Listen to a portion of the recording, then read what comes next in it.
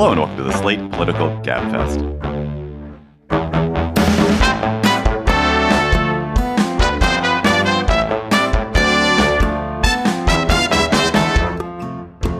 May 30th, 2024, the Who is Winning the Senate edition. I am David Plotz of CityCast. I'm in my home in Washington, D.C. From New York City and the CBS Daily Report, John Dickerson. Hello, John. I'm winning the Senate. I'm winning the Senate. I'm winning the House. I'm winning every contest so much today. I can't stop winning. Mega Millions, Powerball. Oh my God. It's all Dickerson. I am the opposite of winning. I am the nadir of winning. That was very dramatic. Shift. It was a shift. From the nadir to the zenith, from New Haven, Yale University Law School, and New York Times Magazine, it's Emily Bazelon. Hi, Emily. Hey to both of you. This week on the Gabfest, Democrats have a one-seat majority in the Senate, and at least 8 of the seats up for re-election currently held by Democrats are going to be hard for them to win. What will it take for them to hold on to the Senate in 2024? Will it take a miracle? Then there's an astonishing account in the New York Times of the careful, years-long campaign by a conservative legal network to topple Roe v. Wade. We'll talk to the reporters who wrote it, Lisa Lerer and Elizabeth Diaz. Then Congresswoman Lauren Boebert is one of the most colorful and weird people of the MAGA era, from heckling at a State of the Union to getting caught vaping and groping in a Denver theater to firing up gun rights supporters. We're going to talk to the creators, who are also my colleagues at CityCast, of a new podcast about Boebert and about her place in Trump-era politics. Plus, of course, we will have cocktail chatter. Hey, Slate listeners. I'm Christina Cauterucci, the host of Slow Burn, Gays Against Briggs. I want to tell you about a special event we're doing at the Tribeca Film Festival in New York City on June 13th. To celebrate the new season of Slow Burn and Pride Month, we'll be hosting an exclusive taping of the show with special guests including Eric Marcus, the host of Making Gay History. We'll dive deeper into this season and talk about the lasting impact of the Briggs Initiative and the continued fight over LGBTQ rights in schools. Plus, we'll share some behind-the-scenes stories and never-before-aired tape from this season. It'll be the perfect way to celebrate Pride Month this June, with LGBTQ stories and voices across generations. You won't want to miss it. Again, that's June 13th at the Tribeca Film Festival in New York City. You can get tickets now at tribecafilm.com/slowburn. Hope to see you there. Democrats are defending 23 of the 34 Senate seats up this cycle, and 8 of those seats have some serious level of jeopardy for them. Republicans are defending 11, and all of those are basically safe, barring some extremely weird events. Democrats and independent allies currently hold 51 seats in the Senate, meaning if they lose more than one seat, they lose control of the Senate. And even if they lose just one, they will lose control if Trump beats Biden and Trump's Veep becomes the deciding vote. And they have already lost one for all intents and purposes. The West Virginia seat that Joe Manchin is leaving will, I can't imagine a set of circumstances in which the Republican will not win that seat. Maybe John can. Let me finish, John. Maybe John will imagine that. No. Interesting fantasia. No, I'm just trying to... Go ahead. So they're going to have to run the table and beat pretty strong Republican candidates in Trump-leaning states like Montana and Ohio, have incumbents hold on in Nevada, Pennsylvania, and Wisconsin, and defend open seats in Michigan and Arizona. It looks pretty hard to me, John. So I think the way I've been thinking about it is that basically the current outlook is that the Republicans gain anywhere between 1 and 4 seats. If they gain only 1 seat and Donald Trump wins the presidency, they win the Senate too. So they're really the way things look like they're going right now. It looks very likely that there's either going to be a tie or that they'll have the majority in the Senate. And the reason, and as you say, it's basically all of this is taking place on Democratic turf. And there has been an increasing tradition, and I'll go into the numbers in a second, of people voting in states the way they vote for the president, particularly in presidential years. There's some, and so basically what has to happen is, particularly in Ohio, Nevada, and Montana, and Ohio and Montana, and I guess Jackie Rosen in Nevada, all three you have incumbents that have to hold on to their seats, and they're running in places where Biden is doing poorly and Trump is doing well.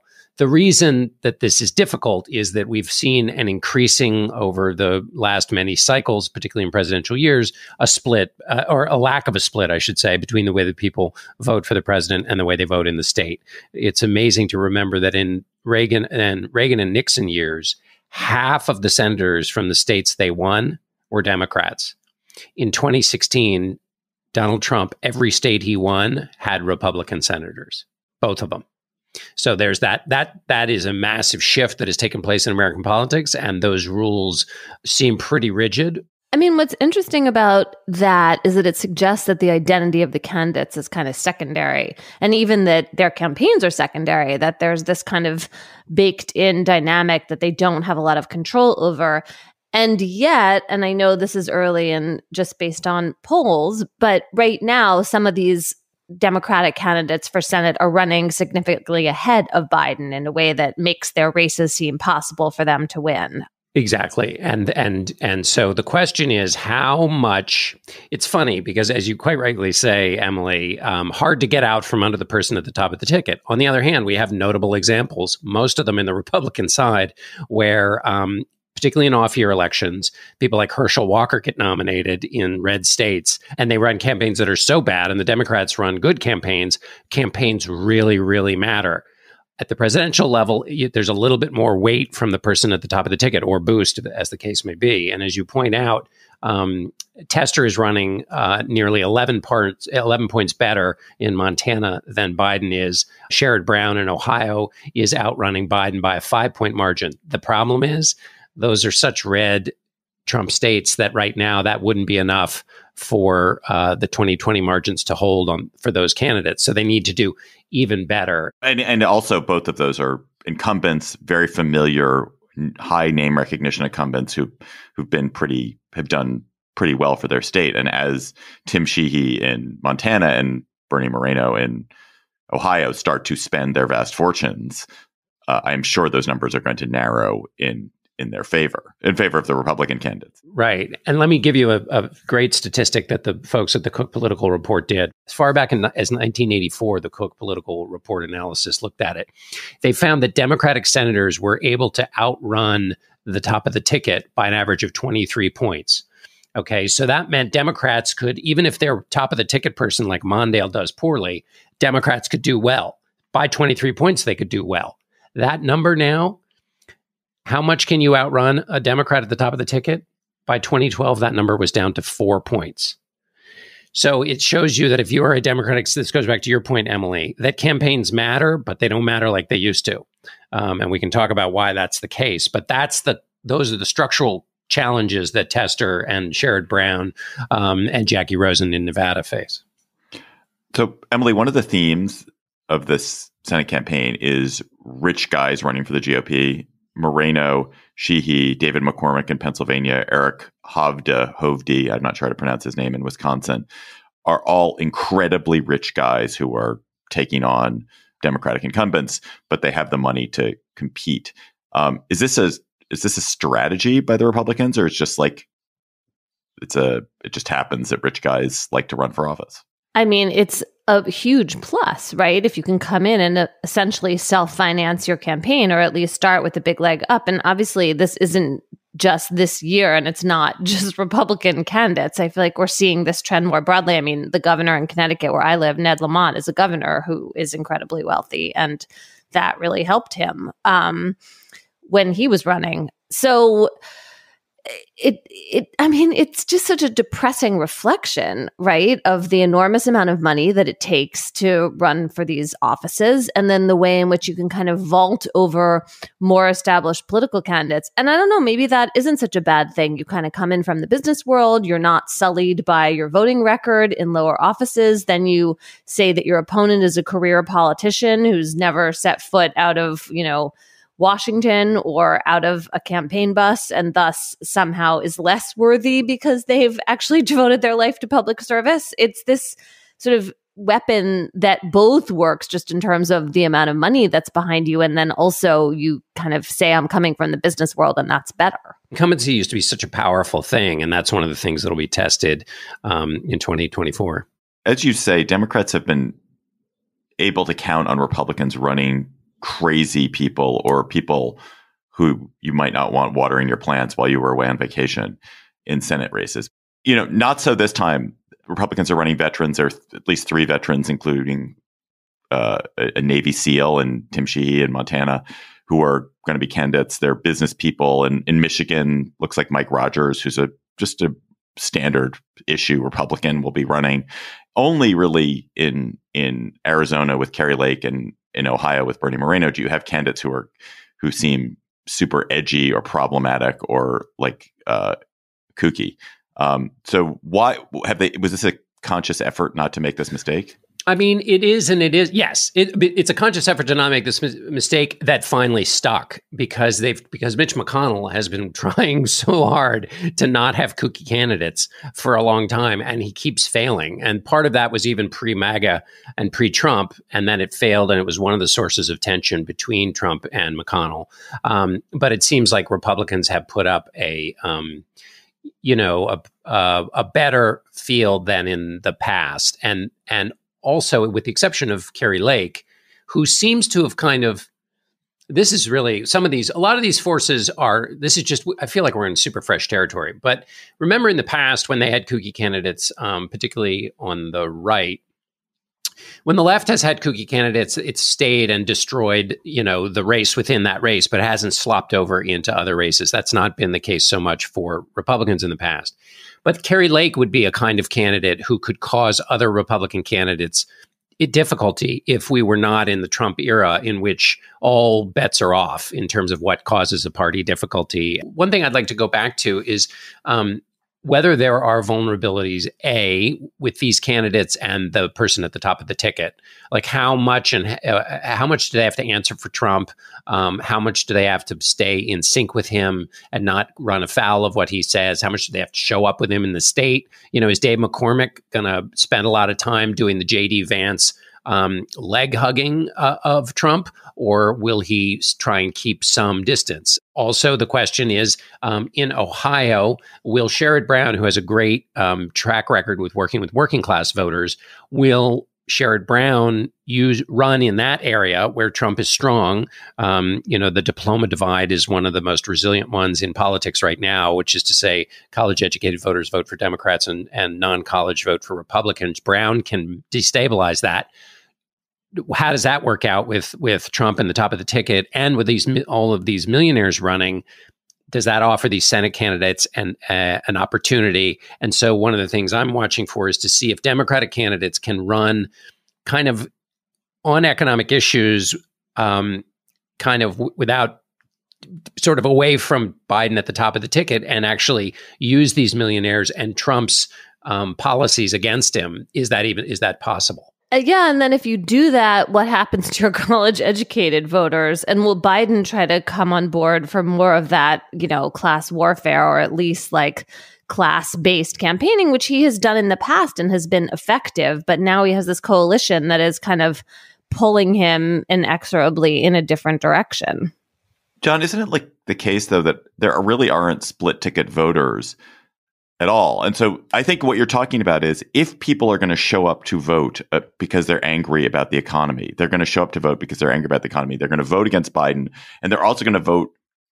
Presumably, they're low information voters. These kind of voters, and so they're going to vote on their low information. And at the moment, low information is favorable to the incumbents because their name is known. But once low information voters get a little bit more information and they are bothering to show up, I presume they will vote. If they're angry, they're going to vote their anger against Biden, but they're going to vote against Biden's party. I don't see why we would assume that they were, because the people who are the marginal voters are people who just don't know very much about things in general. And it's hard to imagine them being like, well, I'm going to contemplate.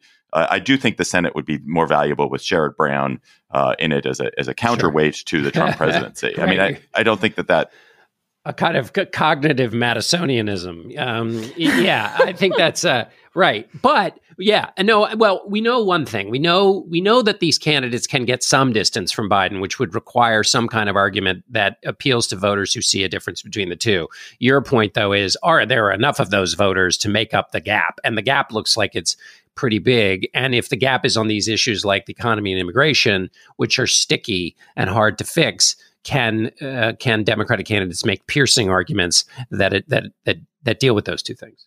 Just two quick final things. One is I went and looked at the 2026 map. I was so struck at how terrible this map is for Democrats. I was like, how does the 2026 Senate map look? Where Republicans are going to be defending 20 seats in 2026. So you'd think, oh, that's pretty good. But actually, when you start to go through the seats, they don't look very good for Democrats at all. That maybe there's, Susan Collins always potentially vulnerable in Maine.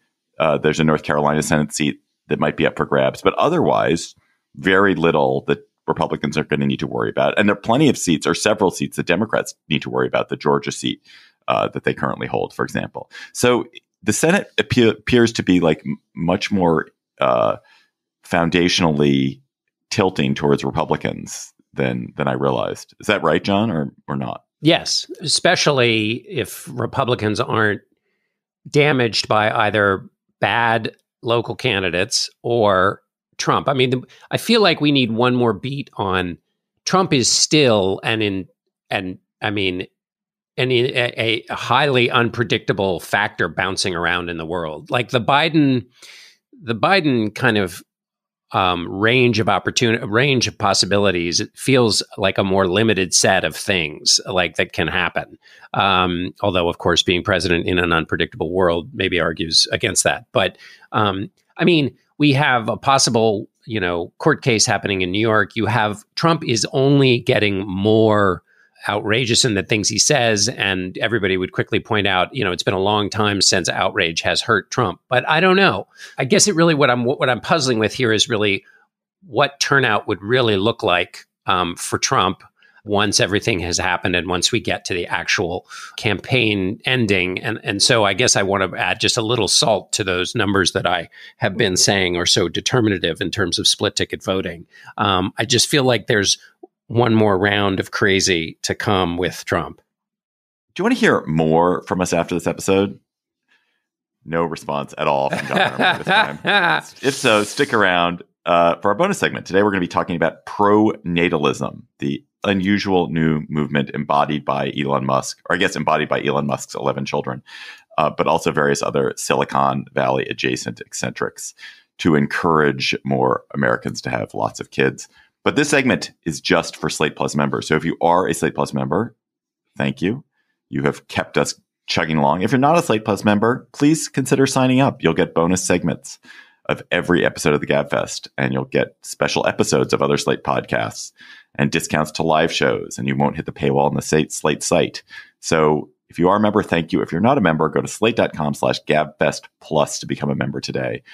That's slate.com/Gabfest Plus. And if you're like a pronatalist, I bet with your Gabfest Plus membership, you could probably sneak all those kids on it. I bet they won't even notice. This episode of the Gabfest is brought to you by ZBiotics. There's now a game-changing product to use before a night out with drinks. It's called ZBiotics. Let's face it, after a night out with drinks, it is tough to bounce back the next day because you have to make a choice. You can either have a great night or a great next day. ZBiotics is a surefire way to wake up feeling fresh after a night of drinking. ZBiotics pre-alcohol probiotic drink is the world's first genetically engineered probiotic. It was invented by PhD scientists to tackle rough mornings after drinking. Here's how it works. When you drink, alcohol gets converted into a toxic byproduct in the gut. It is this byproduct, not dehydration, that's to blame for your rough next day. ZBiotics produces an enzyme to break this byproduct down. Just remember to make ZBiotics your first drink of the night, drink responsibly, and you'll feel your best tomorrow. Go to zbiotics.com/Gabfest to get 15% off your first order when you use Gabfest at checkout. ZBiotics is backed with a 100% money-back guarantee, so if you're unsatisfied for any reason, they'll refund your money, no questions asked. Remember to head to zbiotics.com/Gabfest and use the code GABFEST at checkout for 15% off. In 1978, gay people in California faced a dire threat. Proposition 6, the Briggs Initiative. The teaching profession is riddled with the homosexual element. John Briggs is going to fire every gay and lesbian school teacher in the state of California. I'm Christina Cauterucci. This season on Slow Burn, we'll explore how a nationwide backlash against gays and lesbians led to a massive showdown in California. This was tens of thousands of pissed off gay guys and lesbians roaring down Market Street. With so much at stake, young people became activists. We've got to fight back. We can't let this happen in California. And activists became leaders. My name is Harvey Milk, and I'm here to recruit you. Slow Burn, Season 9, Gays Against Briggs. Out now, wherever you listen. There's an amazing article in the New York Times this week by Elizabeth Diaz and Lisa Lerer, who are both reporters there. It is taken from their new book, The Fall of Roe, which comes out next week. The article, The Untold Story of the Network That Took Down Roe v. Wade, uses interviews with 350 people to trace the story of how the Dobbs decision came to be and how what began as a modest plan merely to undermine the national right to abortion became a fantastically successful frontal assault on Roe. Welcome, Elizabeth. Oh, it's great to be here. Hi, Lisa. Hi, thanks for having us. So the conservative legal movement that was aiming at ending Roe started more than 40 years ago, and it was one of the most successful long games ever. But talk about how the specific strategy that you're talking about to take down Roe came to be just a few years ago. You know, this question of how do you sort of start this narrative about this massive, really 50-year campaign to overturn Roe? How do you start that narrative? And we were really thinking about, okay, there's been so much change on the right just in this last decade. And it's hard to remember now, but just 10 years ago, really around the time of former President Obama's reelection, the anti-abortion movement really thought it was losing. I mean, they looked at the country, they're like, this country seems to be going in a very different direction. The Republican Party basically rejected them at around that time. And then there was this sort of small group of activists who just said, you know what, no, we're fighting back. We refuse to take no for an answer. And of course, they both lucked out and worked hard to elect former President Trump. And we found out that really just days after former President Trump was elected, there was a meeting of the Federalist Society, the largely conservative lawyers association, spearheaded for years by Leonard Leo. They had their annual meeting, as they do in Washington, D.C.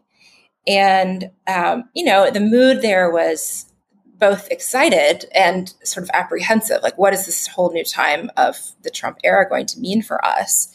But there was a group of very determined lawyers who saw a new opportunity and decided to come up with what ends up being a very sophisticated legal strategy to overturn Roe. So we watch a conversation that happened basically during a cocktail hour days after Trump's election with the former Solicitor General of Wisconsin, Misha Zeitlin. He was basically just chatting with someone, he didn't even know at this conference, because it's a big mixer, right? Like everyone's coming together and meeting new people. And someone earlier in the day had said to him, oh, I don't think Roe can ever be overturned. And he was like, no, this is the moment, right? This is the moment. So we have to come up with a way to do it. And then when he was relaying this conversation to a new acquaintance, it was someone connected with the Alliance Defending Freedom, which is a conservative Christian legal group that is very devoted to certain kinds of cultural change. And so from out of this cocktail conversation, what we reported out in all those interviews that you mentioned was this strategy that started from how to pass legislation in key states, how to work with or use legislators in state houses to accomplish their goal by tapping a conservative Christian network of lobbyists and lawmakers. And then we track that all the way through what ends up being the case that gets to the Supreme Court that ends up overturning Roe. And the strategy that's so crucial here is this idea of a 15-week ban, that they would go into the kind of heart of the second trimester beyond 20-week bans, which the pro-choice groups had been leaving alone. The pro-choice groups, I think, the litigators saw those as losers in terms of challenging them. And as you say in your piece, almost all abortions take place before 20 weeks, indeed before 15 weeks.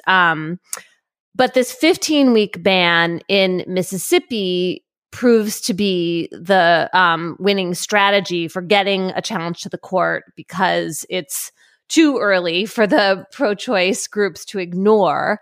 And then it turns into the perfect platform. And one thing I would love for you to talk about is the kind of battle between the incrementalists and the more absolutists. So that's something I've been watching and you all have been watching for years in this space. There were other legal groups like Americans United for Life that were trying to have a more kind of incrementalist approach to challenging. They saw that as more promising, especially under the previous Supreme Court before Trump's appointees joined in.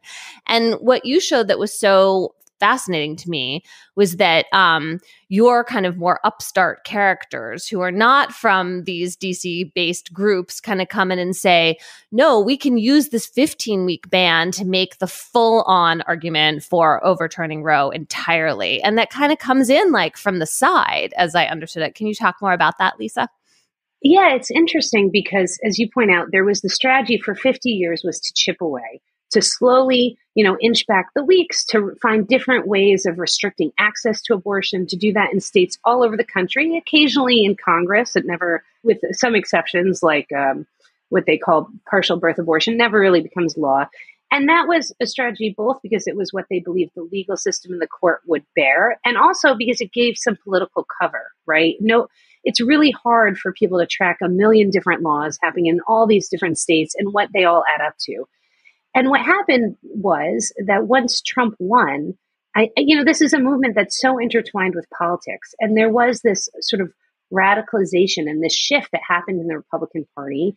And there was a sense, I think, that you could go further and faster because, look, there was Trump in Washington going further and faster and doing these things that had felt politically impossible for the right wing of the Republican Party. So I think that mentality also went into the anti-abortion movement, which is, of course, is so intertwined with Trump's rise to power and this MAGA base. It's hard to separate out those things. And that kind of thinking infiltrated their movement as well. And you had this radical fringe that pushed harder and faster and said, forget about incrementalism. Let's just go for the whole thing. And in the end, they were successful. And I think that's part of what we're seeing now, which is in these state houses, you're seeing these state legislators who come out of this movement pushing for things that feel, unfathomable to a lot of Americans, like, for regulating IVF or, this abortion abolitionist movement that wants to eliminate abortion functionally at conception, right, with no exceptions. And so I think that's part of what's undergirding our politics today, that now they no longer have this veil of 100 things happening at once and people not paying attention. Now people are paying attention, and this radical fringe of the movement is really getting the entire cause, making it much more complicated politically for the entire cause. Because, of course, the anti-abortion movement never saw Roe as the end. It was the beginning of the end, not the actual end. So, this was a 50-year fight to take down Roe, and it continues for them into the future. It is amazing how a candidate who bears so little in his personal behavior that is consistent with the Christian life, nevertheless becomes, because he's beholden to them and makes those promises about the kind of candidates he'll put on the court, and then does so and becomes beholden to that group, ends up being the vehicle for their long-term goal. Here's a question in politics right now. It seems like you've got, there's the old-fashioned kind of hardball politics, which is like, wow, that, that guy's playing within the rules, but man, he's really playing hardball. And then there's Trump, who is January 6th, which is totally outside the rules.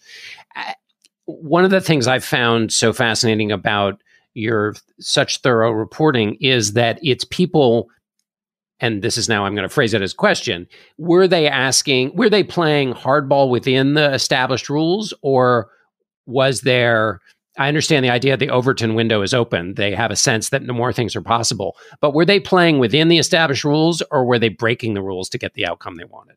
They relied on a strategy of passing legislation, right? Like that was a fundamental basis. And they, used the court system, right? I guess it depends sort of on how you see it. Like, how did the nominations of the 3 Supreme Court justices, like what do you make of how the topic of precedent on Roe was handled in their confirmations?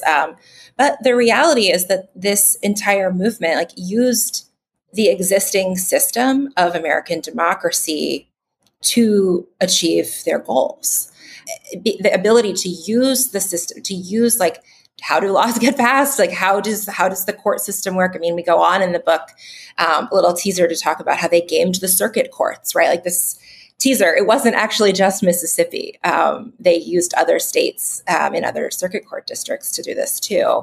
And so it was a very elaborate plan that showed okay, how do you achieve what you want using the very tools available to you? And it's something actually that so many activists and lawyers on the right and politicians that we talk to are really quite proud of, that they were able to do that, and in a way that still flew completely under the radar to the mainstream consciousness.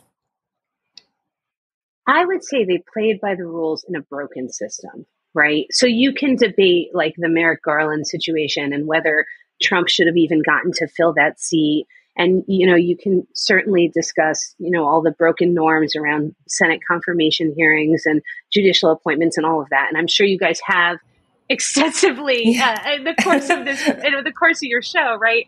But this wasn't like what you're talking about with January 6th. This wasn't a violent takeover. This isn't people breaking into the Capitol and defecating and tearing down signs. This is a way of breaking norms and using a system that, I think many people would argue is broken in a lot of ways that we think about it, or we have thought about it, to achieve your goals. They took it effectively by grabbing political power. They didn't win hearts and minds. That was always the sort of the discourse of this movement, was that they were winning hearts and minds, that people, were coming around to their cause, which many in the anti-abortion movement see as the modern day civil rights movement. But that's not what happened here. They didn't win hearts and minds. They won by, using the levers of power in their advantage. And they didn't, sometimes they broke norms to do it. So there are two sides to this fight. I mean, there's the conservative groups that are trying to take down Roe, and then there are the liberal abortion rights groups that are trying to protect it. And you, in the Times piece, you're very much telling the story from the conservative side. How did the abortion rights groups fail to protect their interests? What mistakes did they make, either in legal strategy or politically? Or were they just inexorable because Trump got 3 Supreme Court justices and that was it? Well, look, some of it was inexorable, right? Once Trump gets the justices, it's really hard to stop this march. And in some ways, that the fight for them was really lost in 2010, right? Where they lost, this Tea Party wave sweeps in. They're more, to the right. People think about them as this economic movement, but they were in fact a socially conservative movement.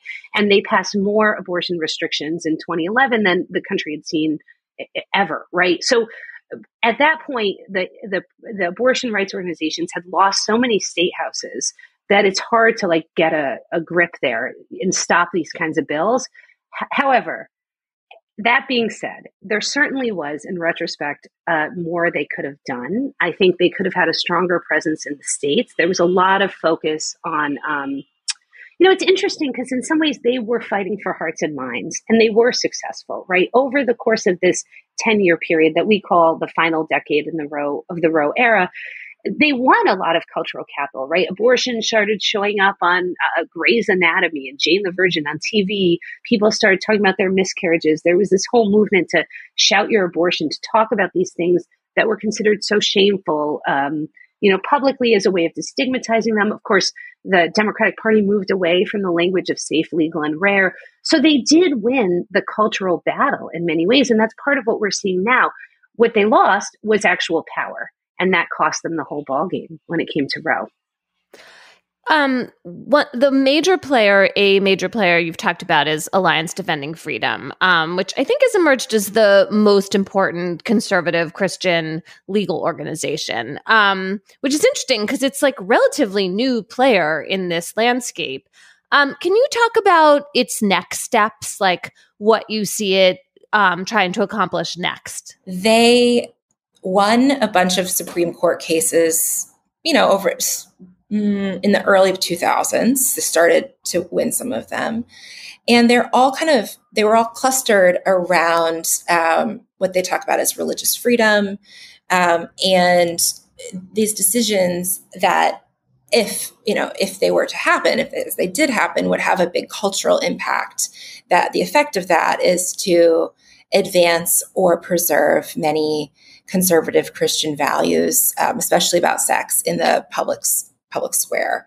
So Roe was one of their first big, what they call generational wins, right? This is a movement that thinks not just in 4-year, 2-year political cycles. It thinks in generations. And it's thinking not only, how do you achieve the cultural outcome that you want, but then also how do you lock that in? Like, what's the next phase of that, right? It's not just because they know that you can overturn a precedent, right? That's exactly what they did. So part of it is figuring out on abortion, like, how do you lock in this win? And how do you go even farther, right? Like right now, they've argued a case that's pending at the Supreme Court about medication abortion, but it doesn't stop. It doesn't stop just with abortion. There's other big cultural goals too. And we uncovered one of their internal strategy documents that outlines another 4 of their generational wins that goes into some detail about other Supreme Court cases and precedents that they aim to reverse or weaken or reshape, refine the rulings. And this would have a big impact potentially in things like trans rights, parental rights in schools, with doctors, and about transitions for minors, this kind of thing. And so when we asked them about the document, they distanced themselves from it. But once you see the lessons of history and kind of how their legislation to court cases to the highest court, and then what that means for cultural change, once you see that whole pipeline and how it's been effective, and you see the volume of people they have and their allies on the states, you see how that works. It's quite a serious operation that deserves to be taken seriously for their future goals. Elizabeth Diaz and Lisa Lerer have a new book, The Fall of Roe. You can read something from it, an amazing piece, The Untold Story of the Network That Took Down Roe v. Wade, in the Times. Thanks, Elizabeth. Thanks, Lisa. That was great. Thank you so much. Thank you for having us. It was really fun. It's Opinion Palooza season here at Slate. I'm Dahlia Lithwick, the host of Amicus, Slate's podcast about the courts and the law and the Supreme Court. As this Supreme Court term hurtles towards its close, the justices are handing down decisions that will shape our politics and our lives for years and decades to come. My team and I are putting out analysis of the biggest cases just as quickly as we can, bound to our closets and fire up our laptops to speak to you. From presidential immunity to social media content regulation to domestic abusers' gun rights, we will be here unpacking the news for you. Listen to Amicus wherever you get your podcasts. I'm going to take this next segment by myself because it is particularly close to me. As many Gabfest listeners know, I run CityCast, a company that makes daily podcasts and newsletters in 11 cities, including Denver. A few months ago, our Denver executive producer, Paul Karolyi, and our Denver host, Bree Davies, came to us with the idea of doing something new for CityCast, which was a limited run series about one of the most interesting, politicians in America who happened to be a frequent topic of conversation on their daily podcast, CityCast Denver. And that politician is Lauren Boebert. So last week, CityCast, I'll use we here, released the first episode of Lauren Boebert Can't Lose. On Wednesday, we released the second episode. And it's going to be a weekly series until her make or break primary in late June. And that will also include a kitchen table interview that Paul and Bree did with Boebert herself. So I am so proud and happy to welcome to the Gabfest my beloved colleagues, CityCast Denver's Paul Karolyi and Bree Davies. Hi, Paul. Hi, Bree. Hi, David. Thanks so much for having us. Thank you. This is really exciting. Boebert is a second-term congresswoman from Colorado, and she is one of the weirdest and most controversial figures coming out of MAGA world, vaping, groping, heckling. She's only been with us since 2020. But Paul, tell us where she came from. How did she rise to fame, which is the topic of your second episode? Well, she came from a place called Rifle, Colorado. It's a small town on what we call the western slope of the Rocky Mountains. This is the rural western part of our state. But when she rocketed to fame, it was really just one moment. I mean, which I didn't even realize looking back on it. We decided to do this series because we were interested in who she's become. But looking back at her story, it really was this one specific moment that actually happened here in the Denver suburbs, in the suburb of Aurora, which is its own city, where there's this legacy of gun violence. There's this horrible shooting, the Aurora Theater shooting in 2012. And in 2019, when the Democrat Beto O'Rourke was running for president, he wanted to make a statement about gun control, and he chose to do so in Aurora, where he did. So he had a crowd of friendly faces, except for one person who at the time was just a woman, just a person who happened to make a drive from tiny little Rifle, Colorado. And that's where one of our sources saw just this person in the crowd who stood out because she had a gun on her hip. And then a few minutes later, she confronted Beto O'Rourke, and then that footage went, bonkers viral online, and she became the person that we all know now. Thank you so much for taking my question. My name is Lauren, and I drove down here from Rifle, Colorado to speak with you today. I was one of the gun-owning Americans that heard your speech and heard what you had to say regarding, hell yes, we're going to take your AR-15s and your AR. Let's be respectful. Let's be respectful. Well, I am here to say, hell no, you're not. So with that, I would like to know how you intend to legislate evil, because it is not the gun, it is the heart of the man that does that. We all have stories. Excuse me. Let's allow her to finish, please. We can all have these stories. We all have the experiences. I was living in Aurora during Columbine. I had just recently moved when the Aurora shootings happened, yet I have very close ties here. Yet all of those people were there defenseless. They had no way to defend themselves against a crazed shooter. So I want to know how you intend to legislate the hearts of men and leave American citizens like myself, American mothers. I have 4 children. I'm 5'0", 100 pounds. Cannot really defend myself with a fist. It's okay. Let's allow her to finish. I don't have my AR-15 today. I have my Glock. Well, you shouldn't have it. Don't worry, sir. I have your back. And then what happened? So she confronts Beto, and what happened after that? Well, then she became a star on Fox News. And a few weeks later, she announces her campaign for Congress. And then less than basically 1 year later, she wins. So she unseated this 5-term incumbent, Scott Tipton, who was himself quite a Trumpy figure. So it's not like she had different politics. She just had a very different approach that really resonated with the people of Western Colorado.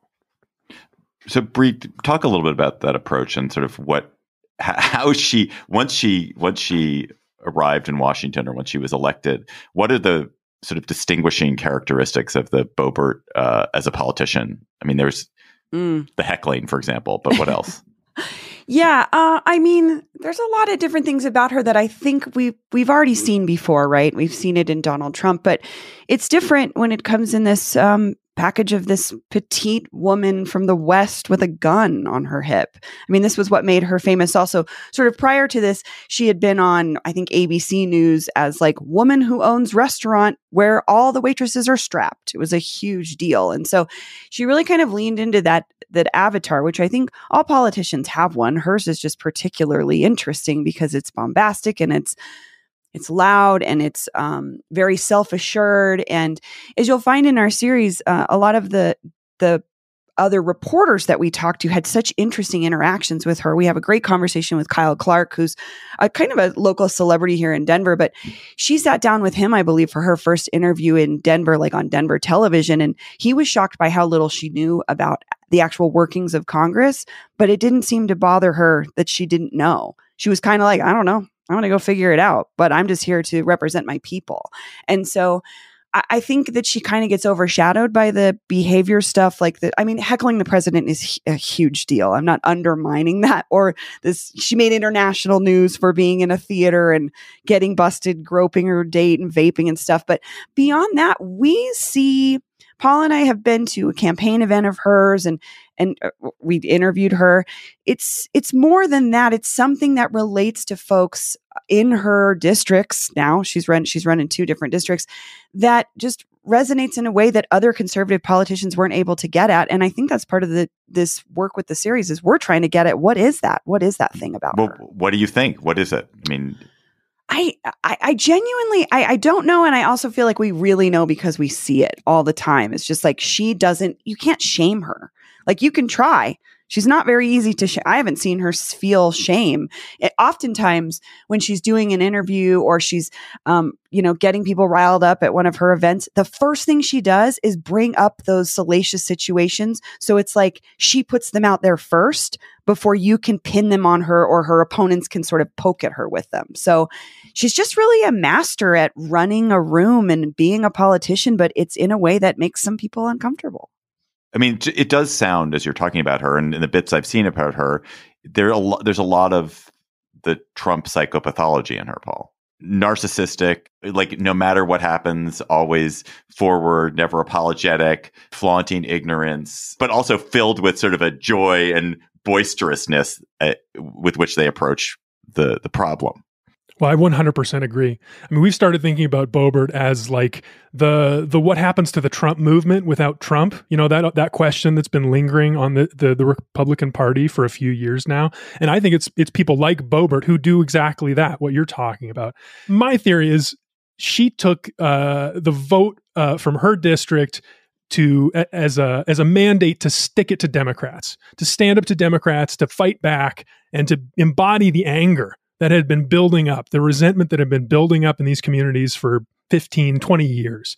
And that's what she's done ever since. And she keeps doubling down. You know, I also have started to think about it as kind of like a Ponzi scheme. Like you keep going after these big moments. She keeps going after these confrontational moments because she knows that for every person that hates her for it, a new person is going to love her for it. That's a great metaphor, the political Ponzi scheme. I love that. So, Paul, she's running in a new district. She's moving to the open seat that Ken Buck left open. Why did she relocate? Was it because she's going to lose in her current district? And is she going to win in this? There was a little thing that happened last year where she went out to see Beetlejuice at a fancy theater here in Denver. And I think a lot of people heard about this date she went on. And that just didn't sit well with a lot of her constituents. And she was already losing their faith. Like she had this squeaker of an election where this Democrat came up and gave her a real run for her money in 2022. She only ended up beating him by 546 votes. So the expert opinion was she was not going to win in her district. So it seems like she made an opportunistic choice to switch to this new, much more heavily Republican district on our eastern plains, the complete opposite side of the state from her old district, which is what people call like a plus 27 Republican leaning district. So all she really has to do is beat these 5 other people who are running for this race, and then she'll have basically locked up. You know, the Democrats are a non-factor in this district.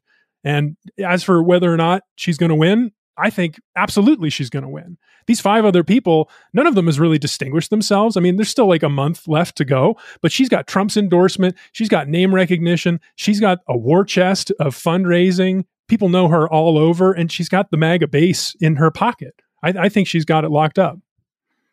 What do you think her future is, Bree? You call the podcast Lauren Boebert Can't Lose, which implies, I don't know what it implies, but do you think she has a big future, or is she just going to be like a kind of marginal gadfly? I think that she has a big future. Whether that's in politics or not is a great question. Or with this particular race, regardless of the outcome, will she run for something else? Possibly. I think she found her place in politics, stepping into it at first because I think she realized she had some power within her community and she wanted to say something. This face off with Beto is such a great example of someone getting energized to be part of a political conversation in their community that they otherwise had not been a part of yet. But beyond the politics part, she's very deeply, I guess, entrenched in sort of the Christian right part of the GOP, and she kind of goes around to these various conferences and things and does big speeches at them. And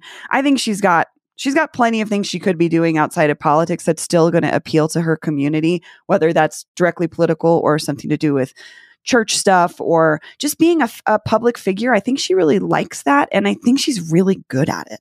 Yeah, I mean, I guess the person she maybe most reminds me of is Sarah Palin. She's got this sort of screwball charisma. Like, she has star power and screwball charisma and just willing to just be out there. And I mean, Palin hasn't had like the most amazing career, but there's just star power to her. I think she could be bigger than Sarah Palin too. I think she just has she has a little bit stronger footing. Also, it's just a different time, right? We're 10 or 15 years out from Sarah Palin, and how women are viewed in politics is changing all the time. But I think particularly with this brand of politics, there is more space for women, especially moms. I mean, that's another big thing about her that she kind of gets picked on about, is being a mom and being a grandma. But she's really figured out how to put energy behind that. And I think she could do a ton of things with it, whether it's politics or beyond. Paul, Bree, thank you so much. Check out Lauren Boebert Can't Lose wherever you get your podcasts. I especially recommend the second episode as sort of an introduction to who Boebert is. And if you care about Denver, you must listen to Bree and Paul's daily Denver podcast, CityCast Denver. It's so good. Thank you guys so much. Thank you so much, David. This was awesome. Thanks for having us, David. Let's go to cocktail chatter. When you're having a cocktail, my girlfriend and I have decided, we've tried to decide if Wednesday is too early in the week to start drinking.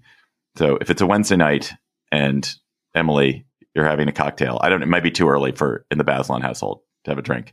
What are you going to be chatting about? Yeah, Wednesday night is not my drinking night, but I'll try to imagine nonetheless. So I wanted to tell listeners about a fellowship application for an organization called the Law and Justice Journalism Project that I'm on the board of. And it's for up-and-coming early or mid-career local reporters around the country. It can be TV, can be print, any medium, who are interested or currently covering courts and crime and police and want some more mentoring and nurturing. So the idea is that, a lot of local newsrooms are cash strapped and they're not necessarily in a position to do all of the nurturing along the way that people who are coming up in their field need.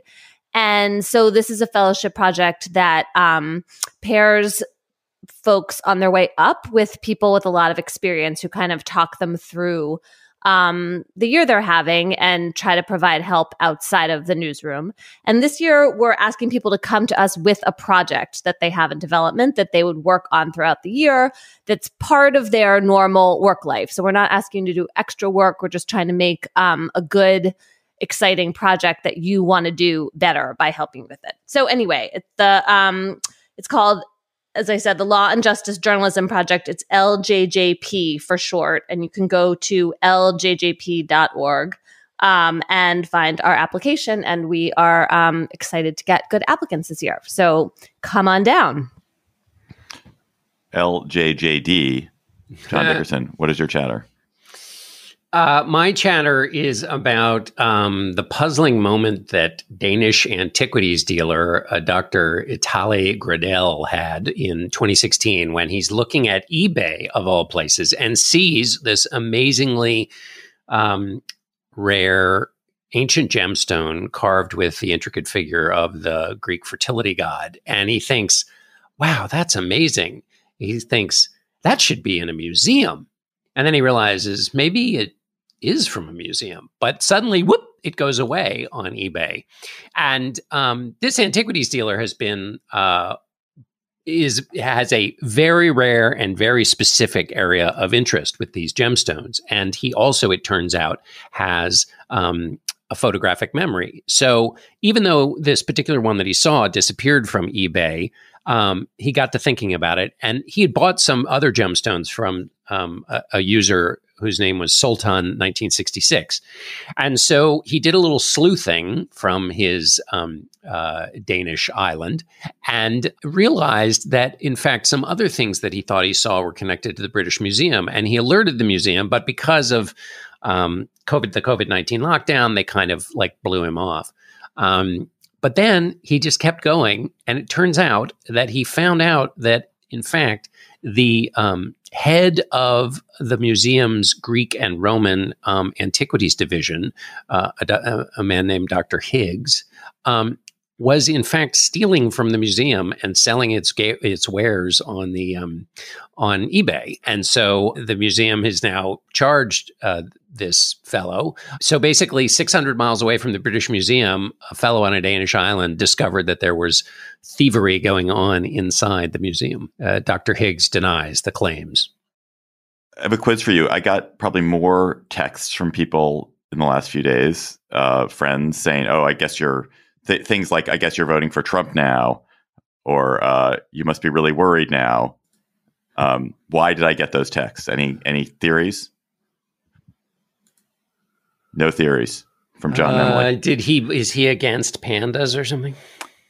It's panda related, exactly. So comes news this week that the Smithsonian has secured a deal with the Chinese government, or the Chinese entity that handles pandas in China, to lease 2 more pandas to come to the National Zoo, which is just around the corner from where I live, where I've lived for most of my life, in fact. Bao Li and Qing Bao, a male and a female, are going to be arriving from China later this year. This follows a period when there have been no pandas at the zoo after... A blessed period for David. A blessed period when there have been no pandas.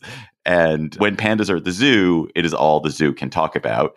And it's like the central exhibit at the National Zoo. They've had pandas there, except for this recent period, for my entire life. They literally arrived more or less synchronously with me. No wonder you resent them. They stole your fanfare when you were born. You would have been the central exhibit at the National Zoo were it not for the pandas of your era. I just want to remind everyone, however, the pandas are the worst. They are the worst animal. They do have these supermodel good looks, like no denying a panda is cute, but they are so dreary. They're so lazy. They cannot be bothered to breed. They are always doing things like mauling their keepers or squashing their babies. And they have no survival instinct to speak of. They lead this life of unparalleled tedium. And they won't even climb a tree because it's just, I can't bother to climb a tree. Maybe they're like the Zen animal and you're just too much of a striver to appreciate their like placid demeanor. They're loners. No, they're not even that. They're placid. They're lazy. But when they have to encounter anybody else or another panda, they're generally hostile and unpleasant, except when they're baby pandas, in which case they're quite cute.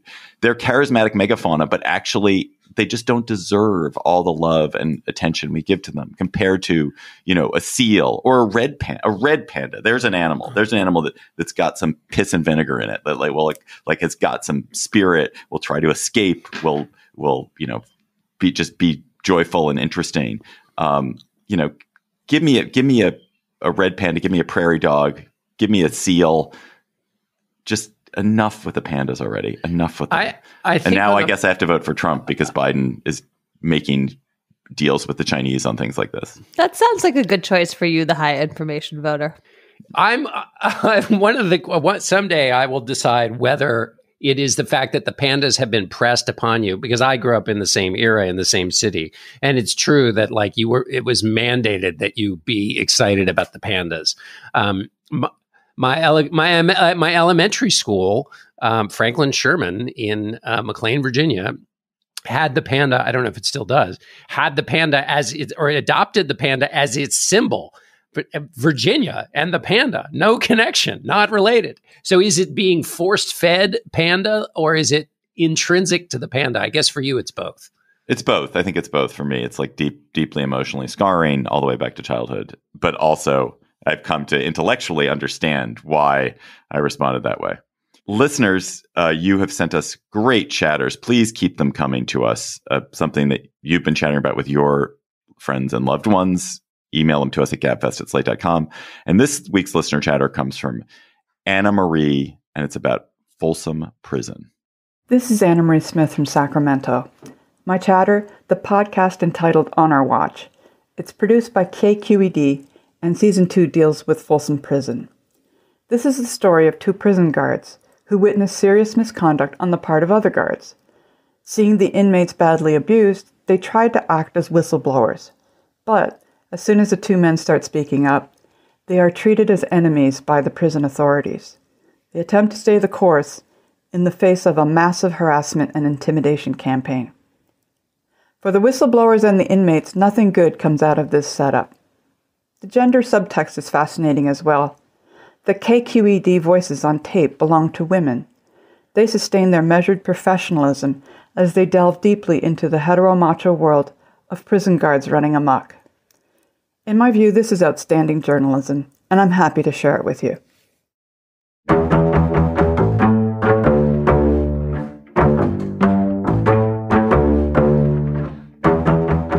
That's our show for today. The Gabfest is produced by Shana Roth. Our researcher is Julie Hugan. Both of them are agnostic on pandas. Our theme music is by They Might Be Giants, who I suspect really like pandas. Ben Richmond is Senior Director for Podcast Operations. Alicia Montgomery is the VP of Audio for Slate. Alicia, also a fellow Washingtonian. I'm unclear what her panda position is. For Emily, panda-loving Bazelon, and John, panda-loving Dickerson, I'm David Plotz. Thanks for listening. We'll talk to you next week.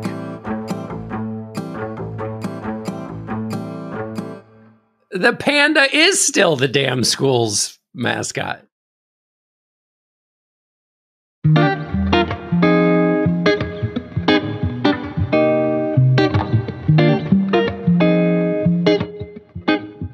Hello, Slate Plus. Have any of you met Octavian George Collins or Torsten Savage Collins or Titan Invictus Collins or New Baby Industry Americas Collins? There's a story in The Guardian this week. It's sort of in the British people liking to gawk at Americans category of, let's find a snake handler kind of story. But it's about a small new offshoot of effective altruism. Effective altruism, the movement touted by Sam Bankman-Fried and others. It's like, let's look at the long-term problems the world faces and do things to fight it. And this particular case, there's a set of people who are like Musky and Musk adjacent, who believe that one of the crises the world faces is that certain kinds of people are not having enough children. That the world is headed for a population collapse or perhaps a population maldistribution, because in rich countries and educated countries, the birth rates are quite low and going down. And we risk a situation where we have too many old people, not enough workers supporting them, and sort of a geriatric, non-expansive, non-productive society that could be dangerous and could be unstable. And so these pronatalists are embarking the old-fashioned way, one by one, to have more and more children. And so the Guardian profiled Malcolm and Simone Collins, a Pennsylvania couple that is headed for 7 children with those wonderful Ayn Randian kinds of names. So I actually have some sympathy for these people, and I'd be interested in having a conversation with you all about it. Oh, good. I'm glad you have sympathy. I wondered what you thought because their philosophy connects with your book, The Genius Factory, I think. And this idea that, I mean, they're trying not to be eugenicists, right? They're trying to say, well, anyone can join our movement. We're just in favor of lots of babies. But there's also this, selection for intelligence and other traits, and a kind of sense that actually the people in the movement tend to be white and affluent, that suggests like that we're talking about a more select part of the population, shall we say. So how does this connect to the eugenics of the past that you wrote about, and then why? That was just a snippet from our Slate Plus conversation. If you want to hear the whole conversation, go to slate.com/Gabfest Plus to become a member today.